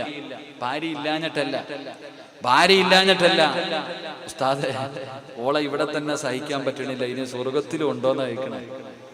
നമ്മൾ ചിന്തിക്കണതാ. നമ്മൾ ചിന്തിക്കുന്ന എന്താ? പലരും ചോദിക്കുക, എന്തിനാ ഉസ്താദെ പെണ്ണ് കെട്ടണേ? അല്ലേ? ചെറുപ്പക്കാരൊക്കെ ചോദിക്കാറുണ്ട്, ഈ പെണ്ണുങ്ങളൊക്കെ ചോദിക്കാറുണ്ട്, എന്തിനാ ഉസ്താദെ എന്തിനാ ഉമ്മ എന്നെ കെട്ടിച്ചു വിടുന്നേ? എന്തിനാ ഉമ്മ എന്നെ കെട്ടിച്ചു വിടുന്നേ? ഇങ്ങനെ ചോദിക്കണ പെണ്ണുങ്ങളുണ്ട്. അല്ല പറഞ്ഞ എന്തെന്നറിയോ? പെണ്ണ് കിട്ടിയ, പെണ്ണ് കല്യാണം കഴിച്ച എന്ത് കിട്ടുമെന്നറിയോ? അള്ളാഹുവിന്റെ പരിശുദ്ധമായ ഖുർആൻ പറയുന്ന വിവാഹം കഴിച്ചാൽ കിട്ടുന്ന പ്രതിഫലം സമാധാനം കിട്ടുമെന്ന് അള്ളാഹുവിന്റെ വിശുദ്ധമായ ഖുർആൻ. അള്ളാഹു ഈമാൻ നൽകുമാറാകട്ടെ. പെണ്ണ് കെട്ടിയ എന്ത് കിട്ടും?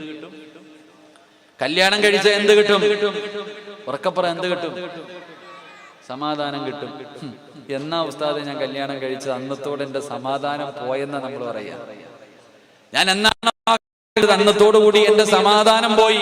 അമിനത്ത, ഈ സാധനം എന്നാണ് എന്റെ കഴുത്തിൽ താലിയിട്ടത്? അന്നത്തോടുകൂടി എന്റെ കാര്യം പോയി. ഖുർആൻ പറയുന്നത് സമാധാനം കിട്ടുമെന്നാണ്. എന്നാൽ ജീവിതം കൊണ്ട് നമ്മൾ പഠിച്ചത് സമാധാനം ഇല്ല എന്നാണ്. എന്തുകൊണ്ടാണ്? ഒരിക്കലും ഖുർആൻ പറഞ്ഞത് തെറ്റാവില്ലല്ലോ. നമ്മൾ മനസ്സിലാക്കേണ്ടത് അള്ളാഹുവിന്റെ ഖുർആൻ പറയുന്നത് ഒരിക്കലും തെറ്റൂല. അപ്പൊ നിന്റെ ജീവിതമാ തലതിരിഞ്ഞു പോയത്. സീരിയൽ കാണുന്നത് പോലെ നിന്റെ ജീവിതത്തെ കാണുന്നത്. അതുകൊണ്ടാണ് എന്റെ പ്രിയപ്പെട്ടവരെ, ഈ ദുനിയാവിന്റെ തൊലിക്ക് മുകളിൽ കുടുംബ ജീവിതത്തിനെ പോലെ ആനന്ദമുള്ള ഒന്നും ഈ ദുനിയാവിലില്ല. നമ്മൾ മനസ്സിലാക്കേണ്ടതാണ്. നമ്മൾ വിചാരിക്കുക ഏറ്റവും വലുത് സ്വർഗമാണ്, ഇല്ലേ? ഏറ്റവും സ്വർഗത്തിൽ പോകാൻ ആഗ്രഹമുള്ളവരൊക്കെ ഒന്ന് കൈവക്കിക്കോ. ഉറങ്ങണ വാപ്പ ചാടി പൊക്കിക്കോ. അരക്കയ്യന്മാരെ ഒന്നും അല്ല അവിടെ കയറ്റത്തില്ല. പൊക്കണമെങ്കിൽ നല്ലതുപോലെ പൊക്കിക്കോ. അല്ല കരുണയുള്ളവനെ ചിലപ്പോൾ ഈ പൊക്കിയതിന്റെ പേര് സ്വർഗം തന്നാൽ ഒന്ന് പൊക്കിക്കേ. നിങ്ങളെങ്ങനെ പോണോ? സ്വർഗത്തിൽ പോകാൻ ആഗ്രഹമുള്ള താത്താമാരൊക്കെ ഒന്ന് കൈവക്കിക്കേ. വടയും മോതിരൊക്കെ ഇങ്ങനെ തരണം കേട്ടാ. അതിപ്പോ കൊണ്ടുപോയിട്ട് കാര്യമൊന്നും ഇല്ലല്ലോ. പക്ഷെ അതെങ്കിൽ ഊരി തന്നിട്ട് പൊക്കോ. അള്ളാഹു ഭാഗ്യം തരുമാറാകട്ടെ. അള്ളാഹു ഭാഗ്യം തരുമാറാകട്ടെ. ആദം നബി അലിഹിസ്സലാമിന് അള്ളാഹു സൃഷ്ടിച്ചു. ഒരു ഭാര്യയും ഭർത്താവും പഠിക്ക്. ആദം നബി അലിഹിസ്സലാമിന് അള്ളാഹു സൃഷ്ടിച്ചിട്ട് ആദം നബിയെ സ്വർഗത്തിലേക്ക് കടത്തിവിട്ടു. ആദം നബി സ്വർഗത്തിലൂടെ ഇങ്ങനെ അടിച്ചു പൊളിച്ചു നടക്കാൻ, തിന്നാനും കുടിക്കാനൊക്കെ ഉണ്ടല്ലോ, ഇങ്ങനെ നടക്കാൻ. അള്ളാന്റെ സ്വർഗത്തിലൂടെ ആദം നബി ഇങ്ങനെ അടിച്ചു പൊളിച്ച് നടക്കുന്നുണ്ട്. ഓഹ് റബ്ബേ, പറയുമ്പോ തന്നെ കൊതിയാകുന്ന സ്വർഗം. അപ്പൊ ആദം നബി സ്വർഗത്തിലൂടെ ഇങ്ങനെ സുഖിച്ച് നടക്കുന്നുണ്ട്. അപ്പൊ ഒരിക്കൽ നോക്കിയപ്പോ ആദം നബിയുടെ മുഖത്തൊരു സന്തോഷമില്ല. സ്വർഗത്തിൽ കൂടെ നടന്നിട്ട് അള്ളാന്റെ സ്വർഗത്തിലൂടെ നടക്കുന്ന ആദം നബിയുടെ മുഖത്തൊരു സന്തോഷം കാണാതെ വന്നപ്പോ അള്ളാഹു ചോദിച്ചു, അത്രേ ആദവേ, എന്തേ നിനക്ക് പറ്റിയേ? എന്തേ മുഖത്തൊരു സന്തോഷമില്ലാത്തത്?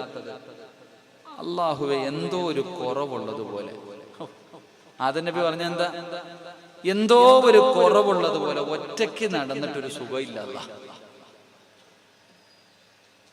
നമ്മുടെ ജീവിതത്തിലെ ഏറ്റവും വലിയ മോഹം സ്വർഗത്തിൽ പോകണമെന്നാ. കാരണം ഹദീസിലൂടെ ഉസ്താദന്മാര് സ്വർഗം എന്താന്ന് പറഞ്ഞു തന്നിട്ടുണ്ട്. അത് കേട്ടിട്ട് നമ്മൾ ആഗ്രഹിക്കണം.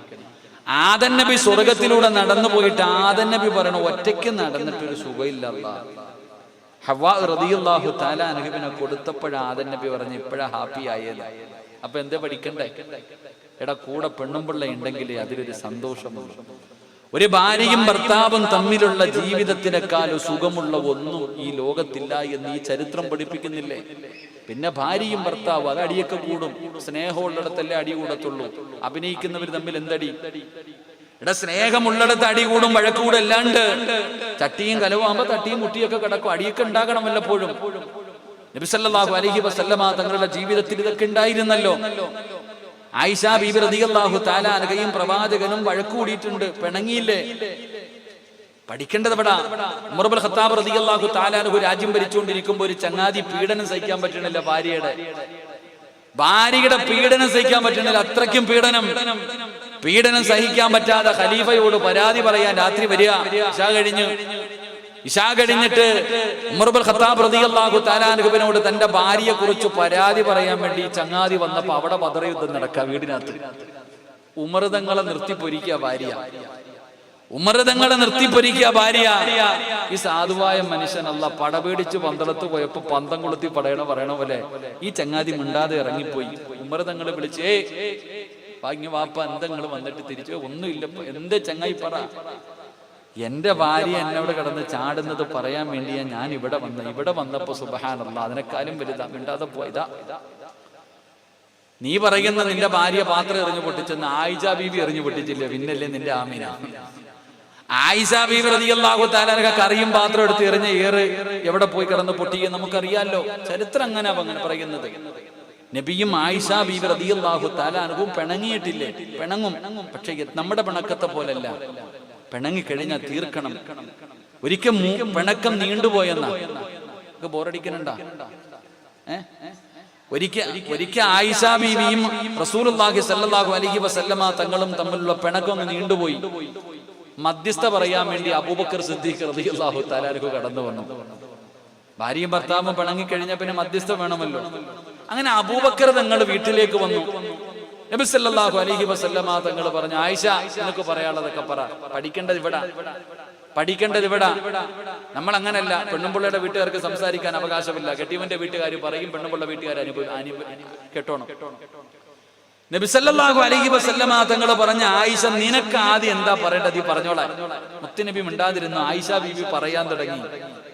പക്ഷെ പറഞ്ഞുകൊണ്ടിരിക്കുന്നതിന്റെ ഇടയിൽ പറയാൻ പാടില്ലാത്ത എന്തോ ഒരു വാക്ക് പറഞ്ഞു. നബി സല്ലല്ലാഹു അലൈഹി, ഭർത്താവല്ലേ, വാപ്പയായിരിക്കണത്. ആയിഷ ബീവി നിങ്ങൾ എങ്ങനെയൊക്കെ പറയുന്ന ദേഷ്യം വരുമ്പോ നബി സല്ലല്ലാഹു അലൈഹി വസല്ലമ തങ്ങളെ പറയാൻ പാടില്ലാത്ത എന്തോ ഒരു വാക്കങ്ങോട്ട് പറഞ്ഞു. അബൂബക്കർ തങ്ങൾക്ക് സഹിച്ചില്ല. മുത്ത് നബിയാ പറഞ്ഞേ. ചാടി എഴുന്നേറ്റിട്ട് കൊടുത്തു ആയിഷ ബീവിയുടെ മുഖം നെടുവരണം. വാപ്പയാ, ആയിഷ ബീവി റളിയല്ലാഹു തആല അൻഹ പ്രവാചകനോട് ദേശി ഇങ്ങനെ പരാതി പറയുമ്പോ എന്തോ ഒരു വാക്ക് പറഞ്ഞു പോയി. ചാടി എഴുന്നേറ്റിട്ട് കൊടുത്തു. ആയിഷ ബീവിയുടെ മുഖത്തടിച്ചു. ആയിഷ ബീവിക്ക് പടച്ചോൻ അതിനേക്കാര് സങ്കടം. ഭർത്താവിന്റെ മുന്നിൽ വെച്ച് വാപ്പ തല്ലി. എന്തൊരു വേദന. ആയിഷ ബീവി കരയാൻ തുടങ്ങി. ആയിഷ ബീവി റളിയല്ലാഹു തആല അൻഹ കരയാൻ തുടങ്ങി. ദിവസം 2 ദിവസവും 3 ദിവസമായി മുത്തുനബി പിണങ്ങിയിട്ട് തന്റെ ഭാര്യ കരയുന്നത് കണ്ടപ്പോ ആ പിണങ്ങിയിരുന്ന പ്രവാചകൻ സല്ലല്ലാഹു അലൈഹി വസല്ലമ തങ്ങള് ആയിഷ ബീവിയെ കെട്ടിപ്പിടിച്ചിട്ട് അബൂബക്കർ തങ്ങളോട് ചോദിച്ചു, മധ്യസ്ഥ പറയാമെന്നാ മധ്യസ്ഥ പറയണേ, എന്റെ പെണ്ണുമ്പിള്ള തല്ല നിന്നോട് ആരാ പറഞ്ഞ? പോയി. അതാ എടാ, മധ്യസ്ഥ പറയാമെന്നാ മധ്യസ്ഥ പറയണേ, എന്റെ ഭാര്യത്തല്ല നിനക്ക് വാപ്പ, അതൊക്കെ വീട്ടിൽ വാപ്പയും മകളൊക്കെ വീട്ടില്, എന്റെ ഭാര്യത്തല്ല. ഇതാ ഭാര്യയുടെ കണ്ണ് നിറഞ്ഞ തീരണം നമ്മുടെ വാശിയും വൈരാഗ്യവും. അല്ലാഹു ഈമാൻ നൽകുമാറാകട്ടെ. ഇതങ്ങനല്ല. പിണങ്ങിക്കഴിഞ്ഞാൽ പറയും, എഴുന്നേക്കാൻ പോലും പറ്റാത്ത ഭർത്താവിന്റെ വാപ്പ വരെ പീഡിപ്പിച്ചു എന്ന് പറഞ്ഞ് കേസ് കൊടുക്കും. ഇന്നലെ വരെ ചക്കരയും മുത്തുമായി കിടന്ന ഭാര്യയും ഭർത്താവും എന്തെങ്കിലും പറഞ്ഞു പിണങ്ങിക്കഴിഞ്ഞ പിന്നെ കേസ് ഭർത്താവ് പീഡിപ്പിച്ചു എന്നല്ല, നേരെ നിൽക്കാൻ പറ്റാത്ത വാപ്പ കയറി പിടിച്ചു എന്ന് കേസ് കൊടുക്കുന്ന കാലം. അള്ളാഹു നമുക്ക് ഈമാൻ നൽകുമാറാകട്ടെ.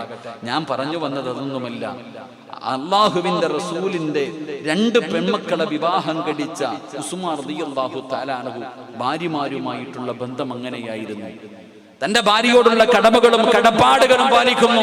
അതുകൊണ്ട് തന്നെ ആ വാപ്പയായ പ്രവാചകൻ തന്റെ പ്രിയപ്പെട്ട പൊന്നുമകളെ തന്റെ പ്രിയപ്പെട്ട പൊന്നുമോളെ ഭർത്താവ് നല്ല രീതിയിൽ നോക്കുന്നത് കണ്ടപ്പോൾ ആദ്യത്തെ മകള് മരണപ്പെട്ടു.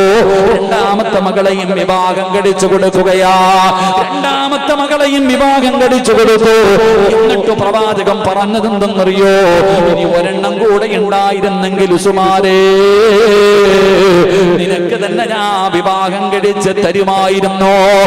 ഇങ്ങനെ ഒരു വാപ്പ തന്റെ മരുമകനെ നോക്കിയിട്ട് പറയണമെങ്കിൽ, അല്ലാഹുവേ, ഇതുപോലെ ഒരു പെണ്ണിന്റെ വാപ്പ തന്റെ പ്രിയപ്പെട്ട മരുമകനെ നോക്കിയിട്ട് പറയണമെങ്കിൽ, എന്റെ പ്രിയപ്പെട്ടവരെ, അവരുടെ ജീവിതം എങ്ങനെയായിരുന്നു എന്ന് ചിന്തിച്ചു നോക്ക്. ഇത് ഭാര്യയല്ല പറയുന്നത്, നാട്ടുകാരല്ല പറയുന്നത്, ഭർത്താവിന്റെ കുടുംബക്കാരല്ല പറയുന്നത്, ഒരു പെണ്ണിന്റെ വാപ്പയാണ് പറയുന്നത്. അതുകൊണ്ട് എന്റെ പ്രിയപ്പെട്ടവരോട് പറയുന്ന, കുടുംബജീവിതം കളിക്കാറുള്ളതല്ല, തല്ലി തീർക്കാറുള്ളതല്ല, അത് സ്നേഹിക്കാറുള്ളതാണ്, പരസ്പരം സ്നേഹിച്ച് തീർക്കാറുള്ളതാണ്. അല്ലാഹുവേ, ഞങ്ങളെ കുടുംബസമേതം നീ സ്വർഗത്തിൽ ഒരുമിച്ച് കൂട്ടണേ അല്ലാഹ്. വഅസ്വാജുഹും ഫീ ളിലാലിൻ അലൽ ലറായികി മുത്തഖിയൂൻ ലഹും ഫീഹാ ഫാകിഹതു വലഹും മാ യദ്ഊൻ. അല്ലാഹുവേ, സ്വർഗത്തിൽ ഒരുമിച്ച് കൂടുന്ന കുടുംബത്തിൽ പെടുത്തണേ അല്ലാഹ്. എന്റെ പ്രിയപ്പെട്ട സഹോദരങ്ങളോട് സഹോദരിമാരോട് ഉസ്മാൻ റളിയല്ലാഹു തആല അൻഹുവിന്റെ ജീവിതത്തില് 2ാമത്തെ ഗുണമെന്തെന്നറിയോ?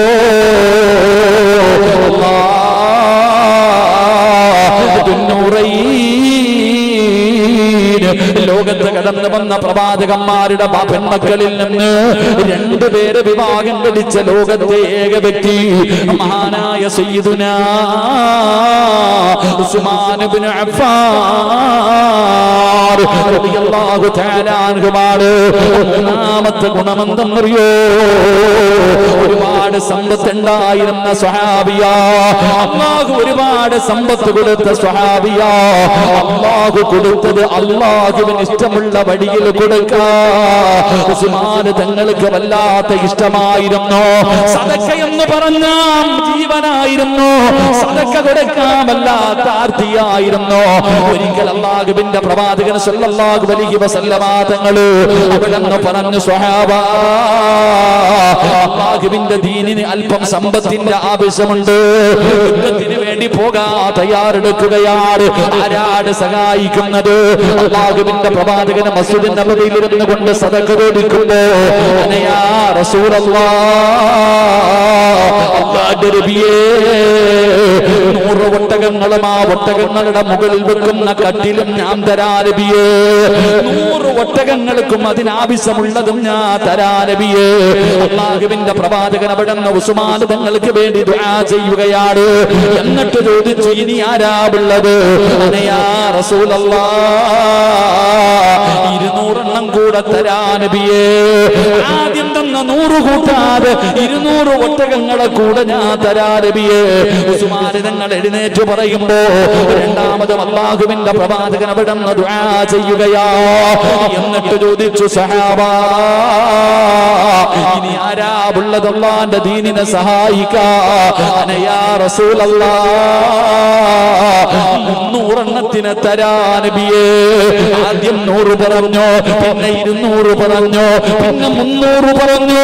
സഹാബത്ത് പറയുകയാണ്, അല്ലാഹുവിന്റെ പ്രവാചകൻ അങ്ങനെ ചോദിച്ചു കൊണ്ടിരുന്നെങ്കിൽ, അല്ലാഹുവിന്റെ റസൂൽ സല്ലല്ലാഹു അലൈഹി വസല്ലം തങ്ങൾ ചോദിച്ചു കൊണ്ടിരുന്നെങ്കിൽ തന്റെ സമ്പാദ്യം മുഴുവനും തീരുന്നത് വരെ കൊടുക്കുമായിരുന്നു ഉസ്മാൻ തങ്ങൾ. അതാ നമ്മളോ അന്ന് പള്ളി പെയിന്റ് അടിച്ചപ്പോ തന്നില്ലേ, അന്ന് കോളേജ് പണിതപ്പോ തന്നില്ലേ, ഇനിയില്ല.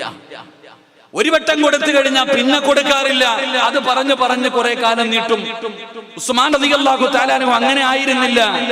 അല്ലാഹുവിന്റെ പ്രവാചകൻ തബൂക്ക് യുദ്ധമാണെന്ന് തോന്നുന്നു, ഏതോ ഒരു യുദ്ധത്തിന് വേണ്ടി റസൂലുള്ളാഹി സ്വല്ലല്ലാഹു അലൈഹി വസല്ലമ തങ്ങൾ സദക്ക ചോദിച്ചപ്പോ ഉസ്മാൻ തങ്ങൾ ചാടി എഴുന്നേറ്റ് നിന്നിട്ട് പറഞ്ഞു, 950 ഒട്ടകങ്ങളെ ഞാൻ തരാ നബിയെ. സുബ്ഹാനല്ലാഹ്, ഇന്നൊക്കെ തന്നെ ഒരു ഒട്ടകത്തെ വാങ്ങണേ എത്ര കാശ് വേണം? ഹജ്ജിനും ഉംറയ്ക്കും പോകുമ്പോഴൊക്കെ വാങ്ങാൻ നിൽക്കുമല്ലോ.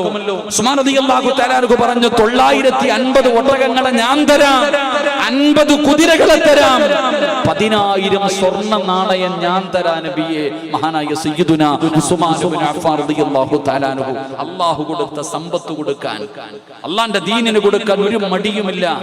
നമ്മൾ ഇന്ന് മദീനത്ത് പോകുമ്പോൾ ബിർ ഉസ്മാൻ എന്ന് പറഞ്ഞൊരു കിണർ കാണാം.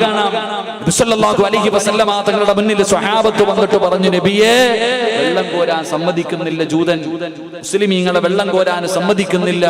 അല്ലാഹുവിന്റെ പ്രവാചകൻ സല്ലല്ലാഹു അലൈഹി വസല്ലമ തങ്ങളുടെ മുന്നിൽ സ്വഹാബത്ത് വന്നു പരാതി പറഞ്ഞപ്പോ ഉസ്മാൻ റളിയല്ലാഹു തആല അൻഹു എഴുന്നേറ്റ് ആ മനുഷ്യനെ തേടിപ്പോയി. ആ മനുഷ്യന്റെ അടുക്കൽ പോയിട്ട് ചോദിച്ചു, കൊടുക്കുമോ കിണർ? കൊടുക്കുവോ കിണർ? 35,000 വരുന്ന വെള്ളി നാണയം എണ്ണി ആ മനുഷ്യന്റെ മുന്നിൽ വെച്ചു കൊടുത്തു. എന്നിട്ട് വന്നു പറഞ്ഞു, നബിയേ കിണർ വാങ്ങി നബിയേ, ആര് വേണമെങ്കിലും കോരി കുടിച്ചോ. മഹാനായ സയ്യിദുനാ ഉസ്മാൻ ഇബ്നു അഫ്ഫാൻ റളിയല്ലാഹു തആല അൻഹു മക്കത്തും മദീനത്തും മസ്ജിദുൻ നബവിക്ക് വേണ്ടിയും എന്തിനാ പരിശുദ്ധമായ കഅബാലയം, ആ കഅബാലയത്തിന്റെ പുനർനിർമ്മാണവുമായി ബന്ധപ്പെട്ട് ആ കഅബാലയം വിപുലീകരിക്കുന്നതിന് വേണ്ടി സ്ഥലം വേണമായിരുന്നു. മഹാനായ സയ്യിദുനാ ഉസ്മാൻ ഇബ്നു അഫ്ഫാൻ റളിയല്ലാഹു തആല അൻഹു അറബികൾ ചോദിച്ച പൈസ കൊടുത്തിട്ടാണ് വാങ്ങിച്ചു കൊടുത്തത്. എന്റെ പ്രിയപ്പെട്ടവരെ, സദക്ക കൊടുക്കാൻ വല്ലാത്ത ഒരു മനസ്സ് അല്ലാഹു കൊടുത്തിരുന്ന ഒരു വല്ലാത്തൊരു മനസ്സായിരുന്നു ഉസ്മാൻ റളിയല്ലാഹു തആല അൻഹു. അല്ലാഹു കൊടുത്ത സമ്പത്ത് വാരിക്കോരി കൊടുക്കാൻ അത് എല്ലാവർക്കും കിട്ടുന്ന ഒരു ഭാഗ്യമല്ല, അത് എല്ലാവർക്കും അല്ലാഹു കൊടുക്കുന്ന ഒരു ഭാഗ്യമല്ല. സദക്ക കൊടുക്കാനുള്ള ഭാഗ്യം അതൊരു വല്ലാത്ത അനുഗ്രഹമാണ്. എന്റെ പ്രിയപ്പെട്ടവരെ, ചിലപ്പോൾ കോടീശ്വരൻ അതിനുള്ള അർഹതയുണ്ടാകണമെന്നില്ല. എത്രയെത്രയോ കോടീശ്വരന്മാരെ കാണാ പള്ളിക്കും മദ്രസകൾക്കും പാവങ്ങൾക്കും യതീമീങ്ങൾക്കും രോഗികൾക്കും വേണ്ടി ചോദിക്കുമ്പോ എന്തെങ്കിലും നക്കാപ്പിച്ചതെന്ന് പറഞ്ഞു വിടുന്ന എത്രയോ സമ്പന്നന്മാരെ അറിയാ. എന്റെ പ്രിയപ്പെട്ടവരെ, വയലിന്റെ സദസ്സുകളില് പിരിവെടുക്കുമ്പോൾ എന്തെങ്കിലും പള്ളിക്കും മദ്രസയ്ക്കും വേണ്ടി ചോദിക്കുമ്പോ അതാ ലക്ഷങ്ങളുള്ളവനും ഇണ്ടാതെ ഇരിക്കുമ്പോ നിങ്ങളൊക്കെ കാണുന്നവരല്ലേ വയലിന്റെ സദസ്സിൽ ഏതെങ്കിലും പെണ്ണുങ്ങൾ ഇങ്ങനെ ഇരിക്കുകയാണ്. അച്ഛനെ ചെവിയിലും കയ്യിലും കാലിലുമെല്ലാം ഒരുപാട് സ്വർണ്ണമിട്ടുകൊണ്ട് മിണ്ടാതിരിക്കുമ്പോ അല്ലാഹുവേ, വാടക വീട്ടിൽ കിടക്കുന്ന പെങ്ങൾ തന്നെ മോതിരമൂരി തരുന്ന ഉസ്താദേ, വാടക വീട്ടിലാണ് സ്വന്തമായിട്ടൊരു വീട് കിട്ടാ ദുആ ചെയ്യടേ ഉസ്താദേ, ലക്ഷങ്ങളുടെ കടമുണ്ട്, ദുആ ചെയ്യുന്നതിന് വേണ്ടി ഒരു മോതിരം. പടച്ചവനെ, അതൊരു മനസ്സാണ് പെങ്ങള്, അതൊരു മനസ്സാണ് പെങ്ങള്. സദഖ കൊടുക്കാൻ എല്ലാവരെ കൊണ്ടും പറ്റില്ല. പറ്റില്ല. അല്ലാഹു ഇഷ്ടപ്പെട്ടവർക്കേ കഴിയൂ. കാരണം പൈസ ഉണ്ടെന്ന് പറഞ്ഞ് കൊടുക്കാനുള്ള മനസ്സുണ്ടാകണമെന്നില്ല. മനസ്സ് കൊടുക്കുന്നത് ആരെന്നറിയോ? അത് പടച്ചറപ്പാ. അതുകൊണ്ടാണ് അല്ലാഹുവിന്റെ പ്രവാചകൻ സ്വല്ലല്ലാഹു അലൈഹി വസല്ലമ തങ്ങൾ പറഞ്ഞത്, ഒരു മനുഷ്യന് സദഖ കൊടുക്കാൻ തീരുമാനിച്ചാൽ 50 ലക്ഷമല്ല, 50,000 അല്ല, 5000 അല്ല, 500 അല്ല, 5 രൂപയല്ല, 1 രൂപ ഏതെങ്കിലും ഒരു മനുഷ്യന് സദഖ കൊടുക്കാൻ തീരുമാനിച്ചാൽ 70 ശൈത്താൻ കയ്യിൽ പിടിക്കുകയാ. 70 ശൈത്താന്മാര് കയ്യിൽ പിടിക്കുകയാ. കൊടുക്കല്ലേ കൊടുക്കല്ലേ. 70 ശൈത്താന്മാരെ കയ്യിൽ പിടിച്ചിട്ട് തടയുകയാണ്. 70 പേരെ പരാജയപ്പെടുത്തിയാലേ 1 രൂപ സദഖ കൊടുക്കാൻ കഴിയൂ എന്ന് ആദരവായ പ്രവാചകൻ നബി മുഹമ്മദ് മുസ്തഫ സല്ലല്ലാഹു അലൈഹി വസല്ലമ തങ്ങൾ അവിടുന്ന് പറഞ്ഞു തരുമ്പോ, അല്ലാഹു കൊടുത്ത സമ്പത്ത് മുഴുവനും അല്ലാഹുവിന്റെ ദീനിന് വേണ്ടി ചെലവഴിക്കാൻ മനസ്സ് കാണിച്ച സ്വഹാബിയാണ് ഉസ്മാൻ തങ്ങൾ. എന്റെ പ്രിയപ്പെട്ടവരെ, ആ ഗുണമാണ് നമുക്കും വേണ്ടത്. നമ്മളാണെങ്കിലോ പഠിച്ചവനെ ബക്കറ്റ് എടുക്കുന്ന സമയത്ത് ഇറങ്ങി ഓടാൻ കാത്തിരിക്കുന്നവരാണ്. ബക്കറ്റ് മുന്നിലേക്ക് കടന്നു വരുമ്പോ ഉറക്കം നടിക്കുന്നവരാ നമ്മളിൽ പലരും. പഠിച്ചവര് പള്ളിക്ക് വേണ്ടി ചോദിക്കുമ്പോ ചോദിക്കാ തുടങ്ങിയാ പിന്നെ ഇറങ്ങി ഓട്ടമാണ്. തുടങ്ങിയെന്ന് പറഞ്ഞ് കളിയാകുകയാണ്. നമ്മളാ കൂട്ടത്തിൽ പെടരുത് എന്റെ പ്രിയപ്പെട്ട സഹോദരങ്ങള്. അതുകൊണ്ട് സദഖ കൊടുക്കുന്ന ഒരു നല്ല ഗുണമുണ്ടല്ലോ നിന്റെ ജീവിതത്തിൽ കൊണ്ടുവരണേ. അല്ലാഹു നിനക്ക് തന്നതിൽ നിന്നൊരൽപ്പം അല്ലാഹുവിന്റെ ദീനിന് വേണ്ടി കൊടുക്കണേ. നിങ്ങൾ വിചാരിക്കുമോ കൂട്ടിവെച്ചാ കൂടുമെന്ന്? ആരാ പറഞ്ഞത് കൂട്ടിവെച്ചാ കൂടുമെന്ന്? കൊടുത്താ തീർന്നു പോകുമെന്ന് ഭയക്കുന്ന മുസ്ലിമേ, കൊടുത്താ കുറഞ്ഞു പോകുമെന്ന് പറയുന്നവരുണ്ടല്ലോ. നിങ്ങളൊന്ന് ചിന്തിച്ചു നോക്ക്. കൊടുത്താ കുറഞ്ഞു പോകണമെങ്കിൽ മഹാനായ ഇസ്മായിൽ നബി അലൈഹിസ്സലാമിന്റെ കാലിട്ടടിച്ച സ്ഥലത്ത് നിന്നാണല്ലോ സംസം വെള്ളമുണ്ടായത്. എന്റെ പ്രിയപ്പെട്ടവരെ, എത്രയോ കൊല്ലങ്ങൾ കൊണ്ട് ജനങ്ങൾ സംസം വെള്ളം കുടിക്കുന്നുണ്ട്. എന്തേ തീരാത്തത്? എന്തേ തീരാത്തത്? എന്റെ പ്രിയപ്പെട്ടവരെ, നിങ്ങളുടെ വീട്ടിലെ കിണറുണ്ടല്ലോ, ആ കിണർ 1 മാസം വെള്ളം കോരാതെ അടച്ചിട്ട് നോക്ക്. കൊടുത്താൽ കുറഞ്ഞു പോകുമെങ്കിൽ ഞാൻ പറയുന്നത്, നിങ്ങളുടെ വീട്ടിലെ കിണറ്റിൽ നിന്ന് ഇനി 2 മാസം വെള്ളം കോരണ്ട. നിറയുവോ? നിറയൂല, നിറയാറില്ല. പക്ഷെ നിങ്ങൾ കോരുന്നതിനനുസരിച്ച് അല്ലാഹു നിങ്ങൾക്ക് തന്നുകൊണ്ടിരിക്കും. കൊടുക്കുന്നതിനനുസരിച്ച് ഇന്ന് വരെ ഒരു മനുഷ്യനും സദഖ കൊടുത്തിട്ട് ഫക്കീറായിട്ടില്ല. അല്ലാഹു കൊടുത്ത സമ്പാദ്യം മുഴുവനും അള്ളാന്റെ ദീനിന് വേണ്ടി ചെലവഴിച്ച് ദരിദ്രനായി പോയ ആരുമില്ല. അല്ലാഹു കൊടുക്കുന്നതിനനുസരിച്ച് അല്ലാഹു വാരിക്കോരി കൊടുക്കും. അല്ലാഹു നമുക്ക് ഈമാൻ നൽകുമാറാകട്ടെ. ഉറക്കപ്പറ അല്ലാഹു ഈമാൻ നൽകും. എന്റെ പ്രിയപ്പെട്ട സഹോദരങ്ങളെ, ബക്കറ്റിട് മക്കളെ, ഇറങ്ങി ഓടേണ്ടവരോട്, ഉറക്കം നടിക്കേണ്ടവർ ഉറക്കം നടിക്ക്, ആകാശം നോക്കി നക്ഷത്ര എണ്ണേണ്ടവർ എണ്ണിക്കോ. അല്ലാഹു തന്ന സമ്പത്ത് അസ്സദഖത്തു റദ്ദുൽ ബലാ. സദഖ വിപത്തിനെ തട്ടിമാറ്റും. നിന്റെ പൈസ അല്ലാഹ്ക്ക് വേണ്ട. നീ ഓസിന് 5 നയാ പൈസ കൊടുക്കണ്ട. എന്റെ പ്രിയപ്പെട്ടവരെ, അല്ലാഹുവിന് കൊടുത്താലുള്ള നേട്ടം നിനക്ക് തന്നെ, അല്ലാഹ്ക്കല്ല. നിങ്ങൾ ആരെങ്കിലും അല്ലാഹു തന്ന സമ്പത്ത് പടച്ചവന് കൊടുക്കാനുള്ള മനസ്സ് കാണിച്ചാൽ അതിന്റെ പ്രതിഫലം നിനക്ക് തന്നെ.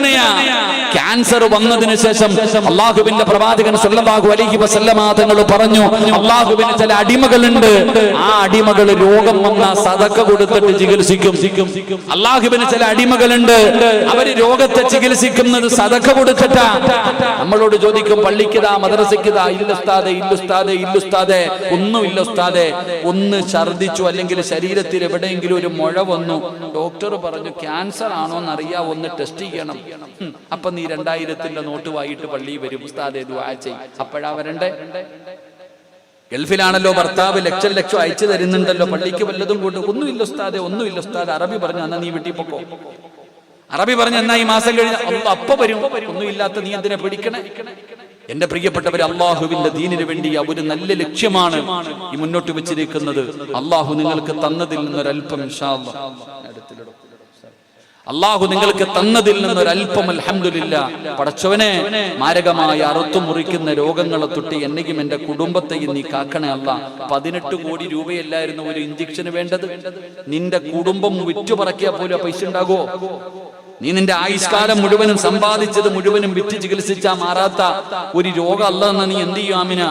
അതുകൊണ്ട് അള്ളാഹു തന്നത് അള്ളാഹുവിന്റെ ദീനിന് വേണ്ടി കൊടുക്ക്. എല്ലാവരും മനസ്സറിഞ്ഞുകൊണ്ട് ഒരു സദക്ക. മക്കളെ ഓടല്ലേപ്പാ, മുത്തല്ലിങ്ങൾ ബക്കറ്റും കൊണ്ട് ഓടണ്ട. നിങ്ങൾക്ക് സ്വർഗത്തിൽ പോകാൻ കിട്ടുന്ന അവസരം. സമാധാനത്തിൽ നിന്ന് പേടിച്ചോ. ആരും ബക്കറ്റിൽ നിന്ന് കൈയിട്ട് വരല്ലേപ്പാ. 100 രൂപ എടുത്ത് ബക്കറ്റ് ഇടും, 90 നിനക്കും 10 അള്ളാഹിക്കും. ആ പണി കാണിക്കല്ലേ.